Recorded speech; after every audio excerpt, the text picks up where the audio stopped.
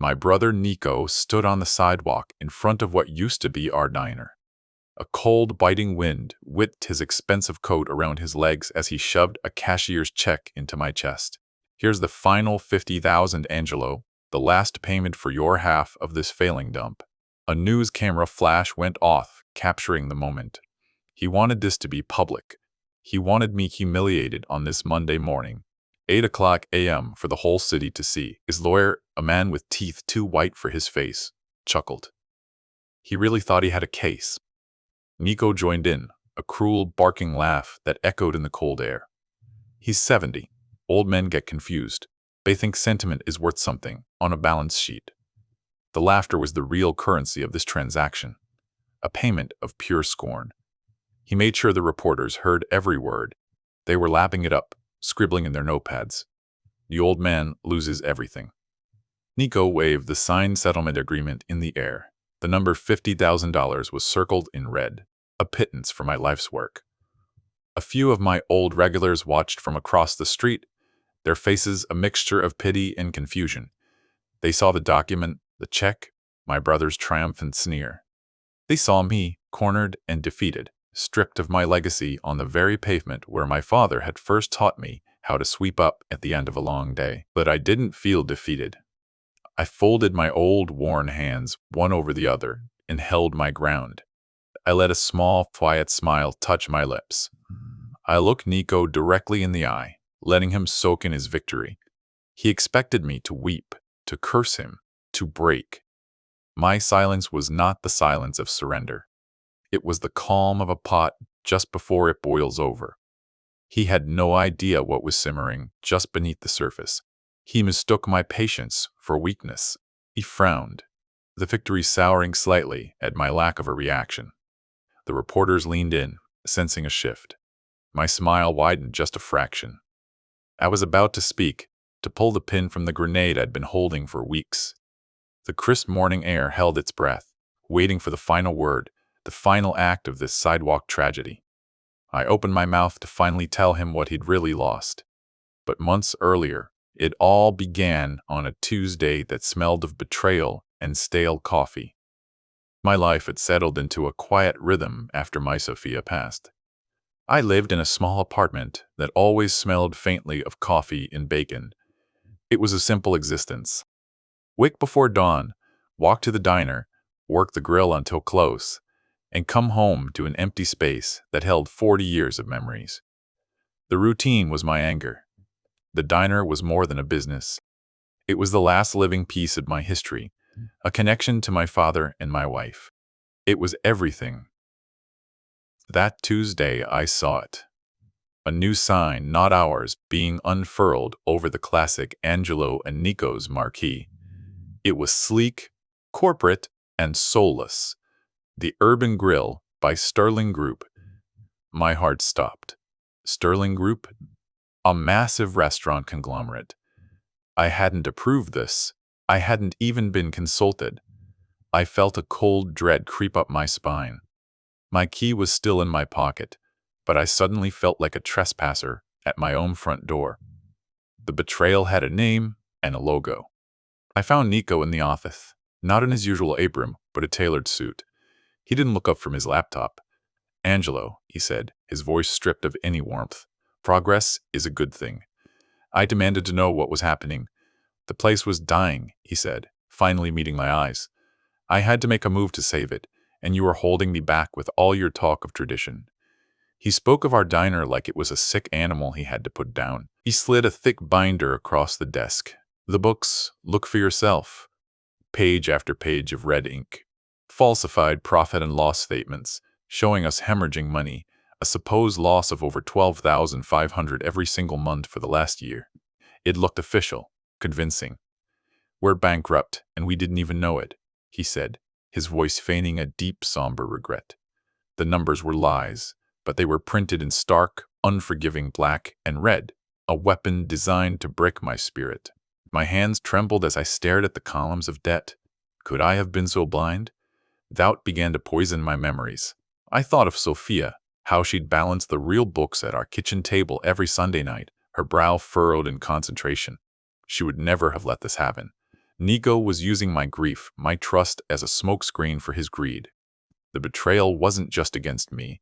It was an insult to her memory, a desecration of everything we had built together.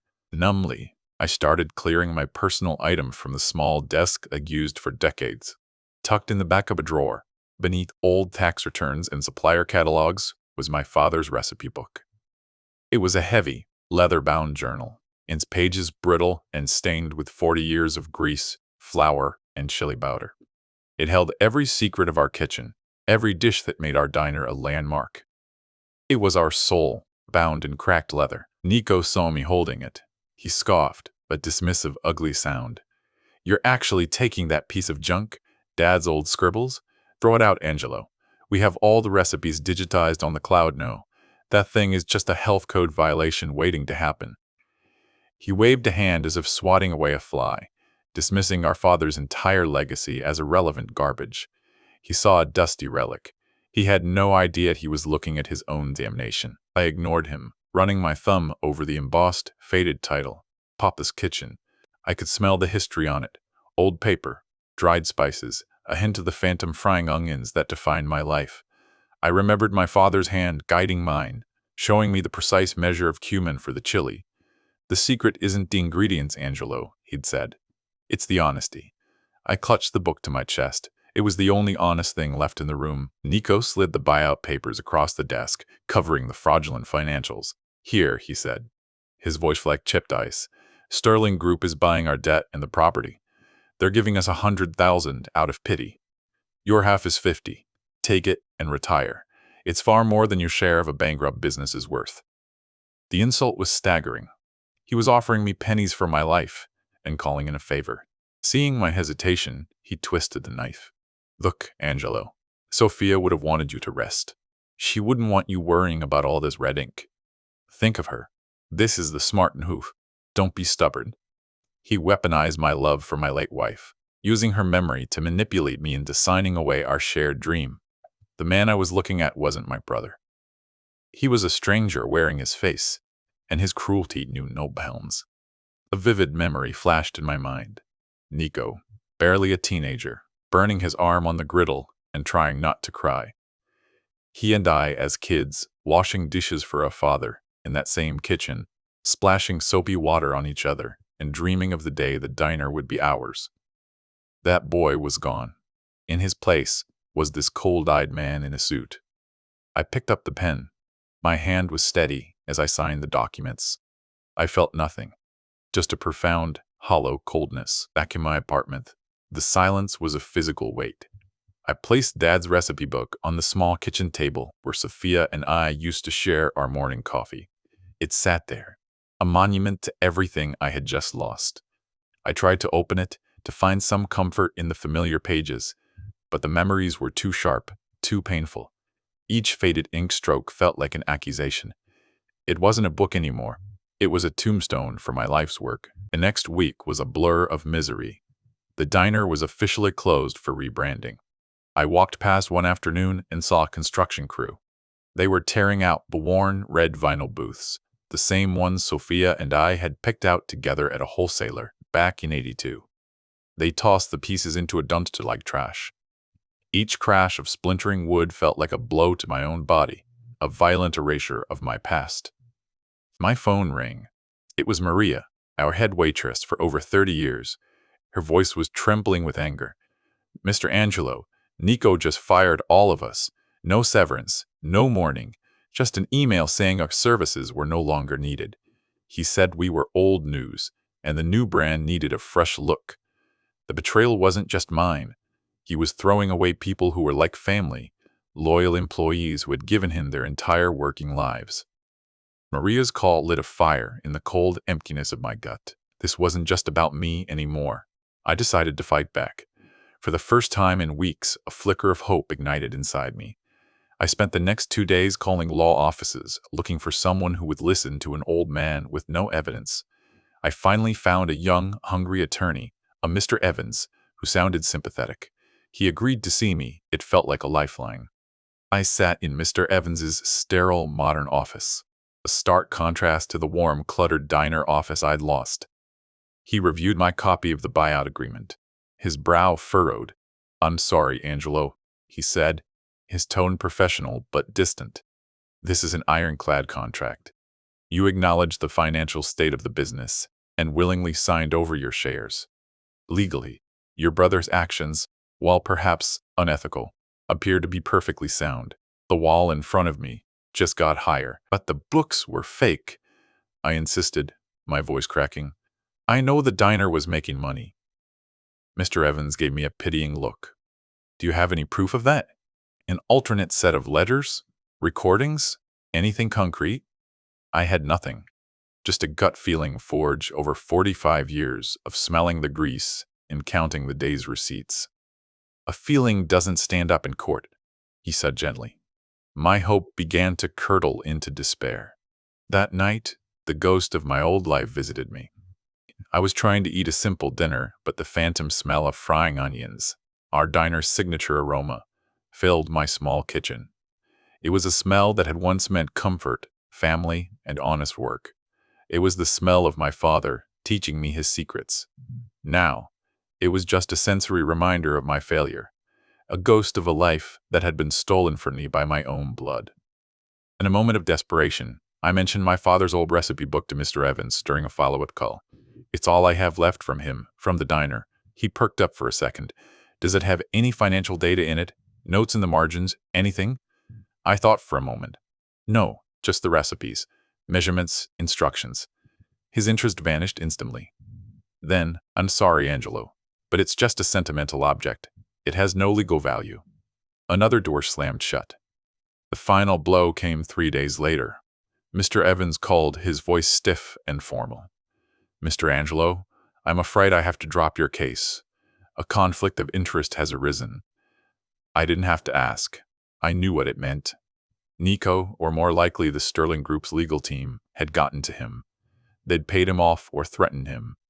The last flicker of hope was extinguished. I hung up the phone. I was 70 years old, broke, and utterly, completely alone. At my lowest point, I sat at my kitchen table, the silence of the apartment pressing in. The old recipe book lay open, a silent witness to my despair.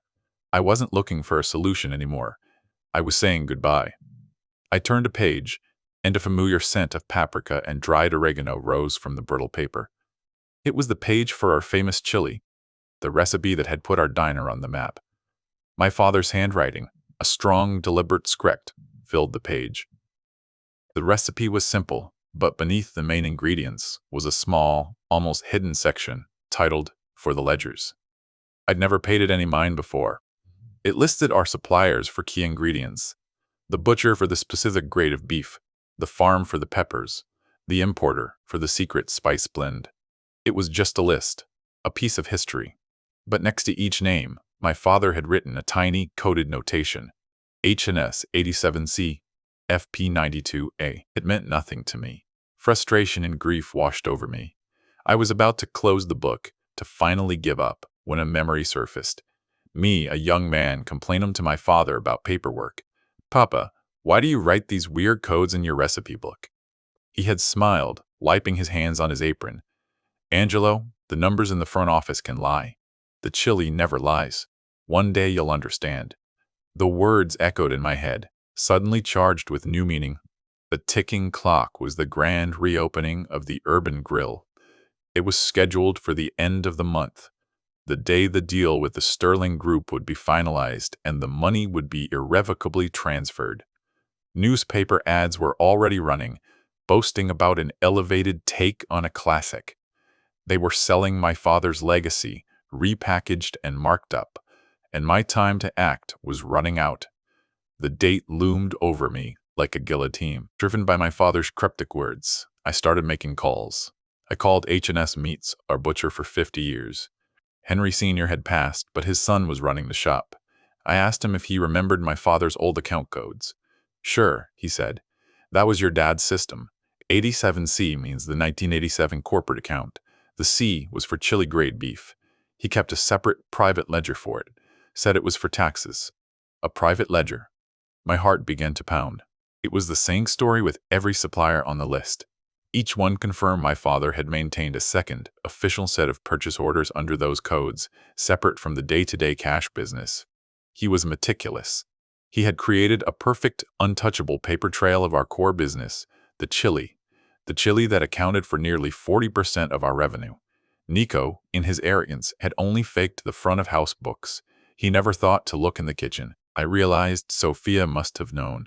She handled the books for decades after my father passed. She would have seen the dual accounts. She never told me, probably to protect me from the stress, handling it with her quiet competence. She had kept the real records, the ones tied to the recipe book's codes, completely separate. I found them tucked away in a dusty box in her closet, labeled Tax Docs 1980 to 2018. She'd saved everything. She'd saved me. And real ledgers told a different story, not of a dying business, but a thriving one. Modest, steady profit, year after year. Nico hadn't just fudged the numbers. He had fabricated a multi-year financial collapse from whole cloth. It was audacious. It was criminal. The pieces were finally clicking into place. The recipe book wasn't just a collection of ingredients. It was the index key to the truth, a map to the real financial history of our diner. My next call was not to a lawyer, but to a forensic accountant named Mr. Chen, a man recommended by Henry Jr. He was a quiet, serious man who listened to my story without a hint of skepticism. I laid out the two sets of books on his wide oak desk, Nico's fabrications and Sophia's meticulous records, cross-referenced with the recipe book. His eyes lit up with a kind of professional hunger. "This," he said, tapping Sophia's ledger, "is beautiful." While Chen worked, I decided to do some investigating of my own. I took a bus to the upscale part of town, to a steakhouse where I knew the Sterling Group executives held their meetings. I sat at the bar, nursing a single club soda for 2 hours, my old cook's uniform replaced by a simple jacket. I felt invisible. And then I saw him. Nico, at a corner table, celebrating with a developer, a man I recognized from the newspaper.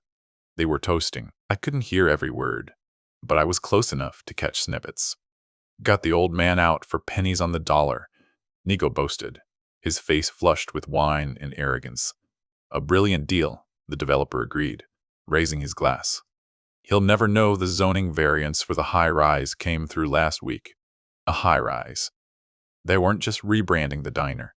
They were tearing it down to build luxury condos. The diner wasn't the deal. The land was. My blood ran cold. The depth of the betrayal was bottomless. He hadn't sold the diner to save it. He'd sold it for scrap, for the dirt beneath its foundation.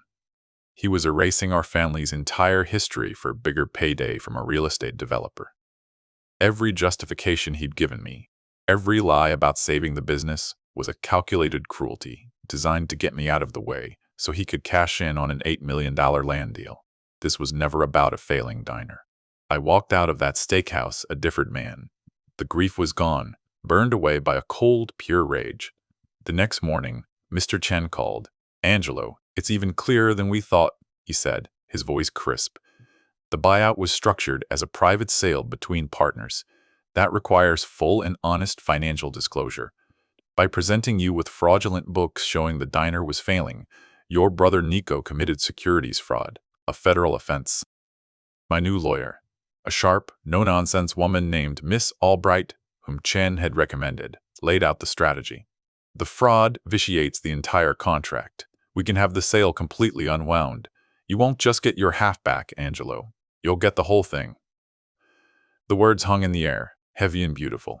The key, she explained, was my father's chili recipe itself, the final piece of the puzzle.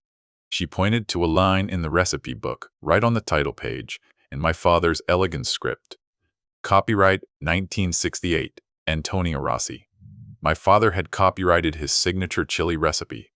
"When you and your brother incorporated," she continued, pulling out the diner's original partnership agreement, the chili recipe was listed as a foundational, non-transferable intellectual property asset of the corporation.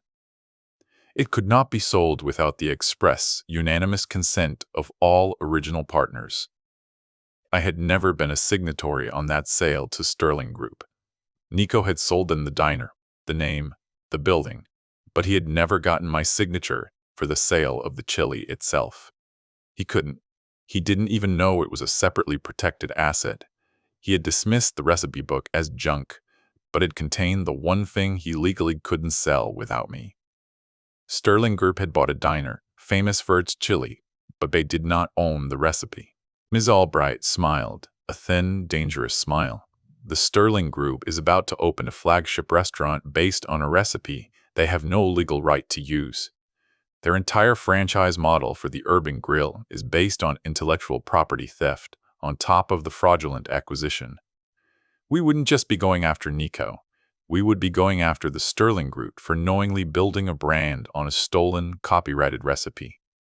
Their pockets were much, much deeper. The day before the grand reopening, the final insults arrived. It was a courier-delivered letter from Nico's lawyer, a cease and desist. He was preemptively barring me from coming within 500 feet of the diner, claiming I was a disgruntled former partner who might cause a disturbance. He was so confident in his victory, so utterly convinced of my powerlessness, that he was now using the law to salt the earth, to ensure my total and complete humiliation. I looked at the letter, then at Miss Albright. She was already on the phone with the court clerk. Yes, that's correct. We'll be filing the ex parte motion for a temporary restraining order first thing in the morning. 8 a.m. sharp. The trap was set. Nico's arrogance had led him to build his entire empire on a foundation of sand. And now the tide was coming in. He thought he was barring me from his triumph. He had no idea he was walking into ours. That night, for the first time in months, I slept soundly. I dreamed of my father. We were in the old kitchen, sunlight streaming through the window. He wasn't saying anything. He was just smiling, that quiet, knowing smile of his. He placed a hand on my shoulder, a gesture of silent approval. I woke up before my alarm, the phantom smell of coffee and bacon from my own small apartment, now a scent of comfort, not of loss. It was the morning of the reckoning. We arrived at the courthouse as it opened. The motion was filed. The evidence was overwhelming. The dual ledgers, the supplier affidavits, the copyright registration for the chili recipe dated 1968, and a sworn statement from me detailing Nico's confession about the land deal I'd overheard. The judge, an old-timer who looked like he'd eaten in 100 diners like mine, read through the documents. He didn't take long. His pen scratched across the paper, signing the order. The grand reopening was scheduled for 9 a.m. News vans and local celebrities were already gathered outside the Urban Grill. A red ribbon was stretched across the entrance. Nico was standing front and center, beaming for the cameras, flanked by Sterling Group executives in their $1,000 suits. He was basking in the glory of his betrayal, completely oblivious to the storm that was about to break over his head. The stage was perfectly set for his public restoration of my dignity. I saw Maria and some of the other fired staff watching from across the street. Their faces were grim. I gave them a small, almost imperceptible nod. Miss Albright had already contacted them, preparing them as witnesses for the larger civil suit that would follow. They didn't know all the details, but they knew something was happening. They knew I hadn't given up the fight. Their presence there, their quiet loyalty, gave me strength. Just as Nico stepped forward to the microphone to give his triumphant speech, Ms. Albright and I made our approach. A federal marshal walked beside us, calm and imposing. We walked past the news cameras, ignoring the reporters' shouted questions. We walked right up to the red ribbon. Nico's smile faltered, his eyes narrowing in confusion and anger. "Angelo, what the hell are you doing here? I told you to stay away." And that's when we returned to the beginning, standing on that same sidewalk. But this time, the wind felt different. It wasn't biting. It was cleansing. I looked at the $50,000 check he had just shoved at me in his final act of public dominance. The last payment, he'd called it. I read the check fall from my hand, the wind catching it and sending it skittering across the pavement like a dead leaf. His eyes widened in shock. "Keep it," I said, my voice steady and clear, carrying in the crisp morning air. "You're going to need it for your legal fees." Before he could respond, the federal marshal stepped forward and handed him the papers. Not a settlement agreement, but a thick, damning sheaf. Nico took it. his confident sneer melting into bafflement as he read the first page. The camera flashes, which had been for him, were now capturing the color draining from his face. "What is this?" he stammered, looking from the document to his lawyer. The lawyer snatched the papers, and his own professional composure crumbled. Securities fraud? Intellectual property theft? A temporary restraining order? His voice rose with each charge, cracking on the last. The Sterling Group executives started murmuring, their festive mood instantly evaporating as they read over his shoulder. The trap had been sprung, and they were all caught in it. Miss Albright addressed the stunned crowd, her voice like steel. "This grand opening is enjoined. Sterling Group and Nicholas Rossi are barred from using the copyrighted chili recipe that forms the basis of this restaurant's brand." A reporter shouted, "What recipe?" I held up my father's old, leather-bound recipe book for all of them to see. The worthless piece of junk, the health code violation. It was now Exhibit A in a federal case. Nico just stared at the book, his mind clearly struggling to connect the dots. "Dad scribbles?" he whispered, the words lost to the wind. The sheer, idiotic simplicity of his oversight was laid bare for everyone to witness. He had been so focused on the grand, complex fraud of the financial books that he'd overlooked the simple, profound truth written in his own father's hand. He had dismissed the heart of the business, and now it was coming back to rip his new empire apart. The Sterling Group CEO, a man whose face was on the cover of business magazines, turned on Nico, his voice a low growl. "You told us you had secured all proprietary assets. You swore the IP was clean." Nico opened his mouth, but no words came out. He looked like a child caught with his hand in the cookie jar. A pathetic, stammering fraud. The brilliant dealmaker was gone. All that was left was my little brother, out of his depth and sinking fast. The final instrument of his defeat wasn't a complex legal argument. It was a simple court order. The marshal pointed to the front door of the diner. "This property is now subject to a federal investigation. You have 30 minutes to vacate the premises." The red ribbon, once a symbol of a grand beginning, now looked like police tape cordoning off a crime scene. The humiliation he had planned for me was now his, magnified 100 times over, broadcast on live television. The crowd of reporters and onlookers surged forward, a chaotic swirl of questions and cameras, but I wasn't looking at them. I was looking at Nico. Our eyes met across the small distance. There was no anger left in his face, just a hollow, dawning horror. He finally understood. He hadn't just lost a deal. He hadn't just lost money. He had lost our history. He had lost our father's respect, our mother's memory, and his brother. He had lost everything that ever truly mattered. I thought of our father's words, that chili never lies. My father had known his sons. He had known my quiet loyalty, and he must have suspected Nico's latent greed. The recipe book wasn't just a collection of recipes.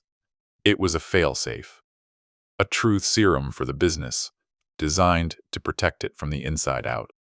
It was his final act of love and protection, a legacy that worked its magic 50 years after he first wrote it down. The Sterling executives were already on their phones, their voices sharp and panicked. Their lawyers would tear Nickel apart to distance the company from his fraud. The developer who had toasted to their brilliant deal was nowhere to be seen. He had vanished back into the crowd the moment the word federal was spoken. Nico was alone, surrounded by the ruins of his own making, the architect of his own public disgrace. Across the street, Maria was crying, but this time they were tears of joy. She raised a hand in a small, triumphant wave. My old staff was cheering. They weren't just happy for me. They were vindicated. Their years of loyalty hadn't been for nothing. Their family, the real family of the diner, had won. Their home was coming back.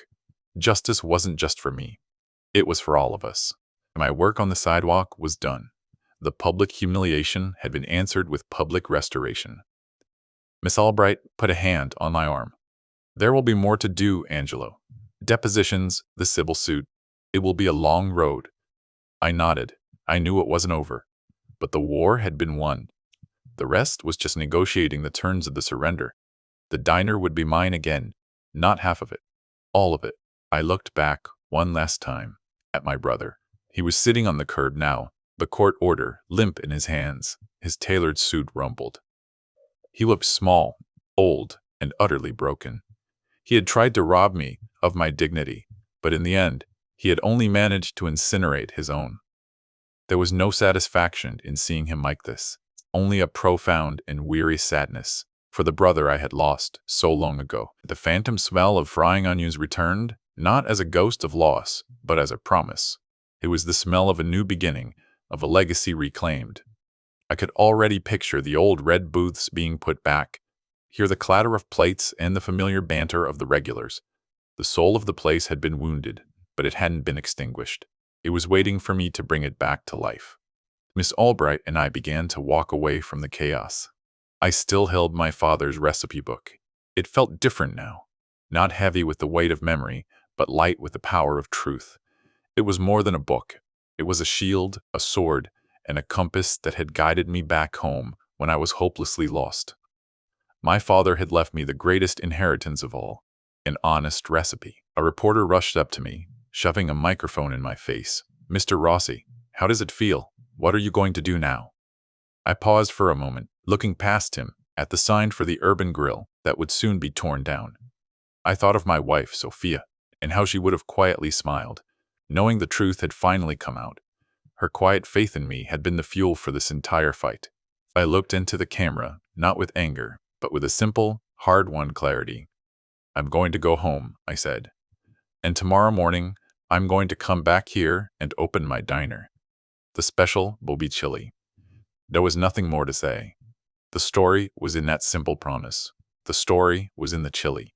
It always had been. The truth was the secret ingredient. Later that day, I sat in Ms. Albright's office. She slid a document across the table. It was a settlement offer from the Sterling Group.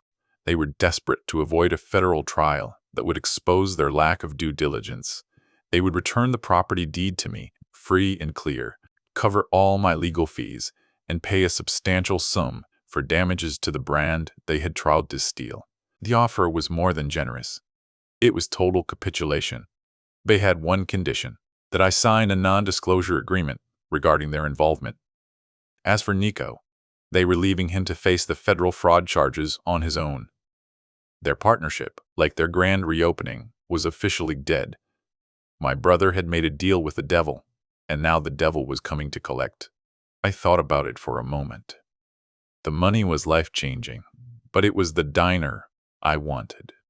The diner was my life. The NDA meant I couldn't tell the whole story to the press, but that didn't matter. The people who needed to know, my staff, my customers, they had seen the truth with their own eyes on that sidewalk. They knew what had happened. Their verdict was the only one I ever truly cared about. I picked up the pen Miss Albright offered me. It felt heavier than the one I had used to sign away my life's work months ago. This was the weight of victory, the weight of justice.